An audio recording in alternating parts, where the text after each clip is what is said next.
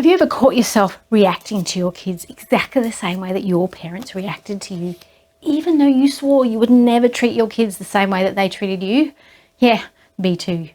Most people think that breaking the cycle of dysfunctional family patterns requires more patience or more love. But I came across this incredible idea recently that shows that just being more loving towards your kids isn't actually enough to stop you passing your wounds onto them. How much you love your kids actually doesn't predict whether or not they'll be securely attached. Instead, there's one specific skill that you need, one skill that you can learn and that you can teach to your kids that can make all the difference, something called mentalisation.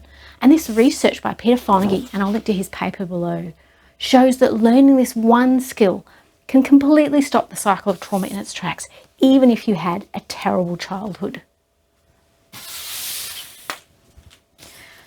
As kids, when our parents behave badly towards us, whether that's abuse or neglect, we don't yet have the ability to understand why they're behaving that way.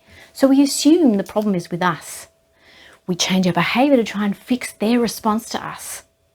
But when our new behaviours don't seem to work, instead of realising the problem actually lies with our parents, we just try harder and harder and harder until our entire internal system gets corrupted. And this is our trauma.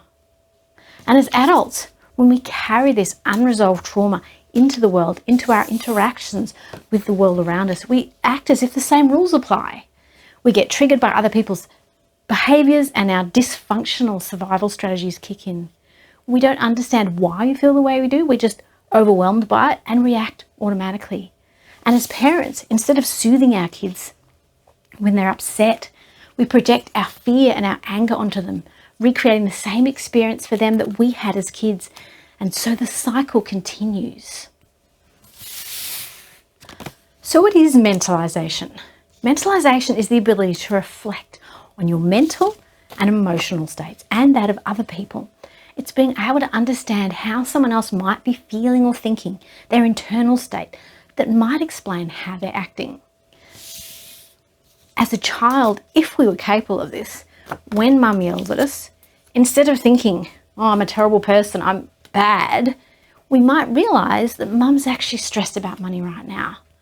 But unfortunately, at this age, we just don't have that skill. And as adults, when we're triggered by our kids' tantrum, instead of thinking, oh, they're such a monster, and yelling at them to stop, we might realise instead that maybe they're hungry or tired or overwhelmed, and they just don't have a better way to handle what they're feeling. We can also reflect on our own feelings in this situation. Instead of thinking, oh, they make me so angry, we can think, I'm feeling angry right now because this reminds me of when my mum used to yell at me. What we're doing is we're reflecting on the mental and emotional states behind the behaviours. And this skill is a miracle-working circuit breaker that allows us to turn a knee-jerk reaction into a considered response. And that makes all the difference. So how do we put this into practice? First, we need to acknowledge that this is super hard to do to begin with. And why is that? Because when we are triggered, we are in survival mode.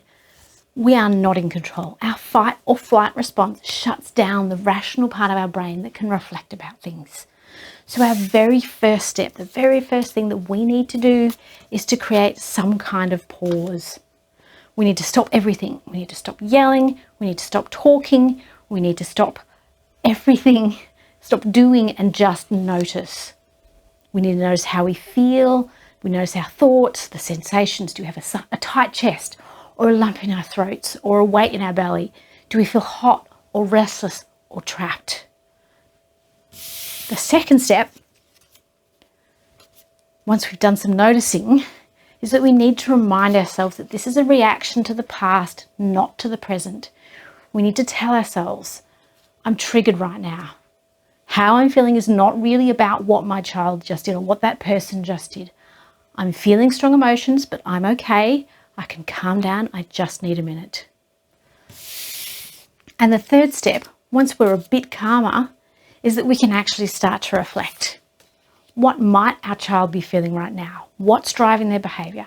Are they hungry or tired or frustrated? What needs are they trying to meet through this behavior that is frustrating us so much. Questions like these can help us better appreciate why they're acting the way they are and see that it really has nothing to do with us, which actually puts us in a better place to help them instead of just dumping our emotions all over them. Going no contact with my parents for over 18 years was kind of an extreme version of this pause. But that time away from them gave me the space I needed to better understand myself and them so I could avoid passing that same baggage onto my kids.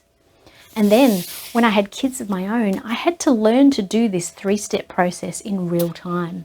I had to catch myself about to lose it at my kids, realize that I was triggered, stop myself from acting rashly, and take a moment to understand my own state of mind as well as theirs. Sometimes I even had to walk away when I was so strongly triggered I knew I would do something I'd regret, kind of like putting myself in a timeout.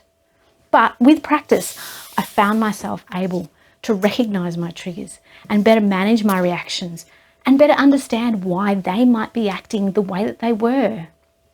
And with time, I could also begin to teach them to understand other people's states of mind, including mine, so they didn't take so much upon themselves. In Peter Fonagy's words, the cycle of disadvantage is interrupted if the caregiver acquires the capacity to fully represent and reflect on mental experience. But we can't do this if our nervous system is fried.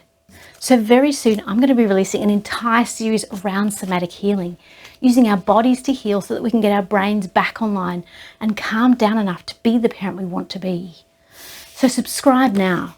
You won't want to miss a single video in that series. Got questions? Comment below and I'll see you in the next one.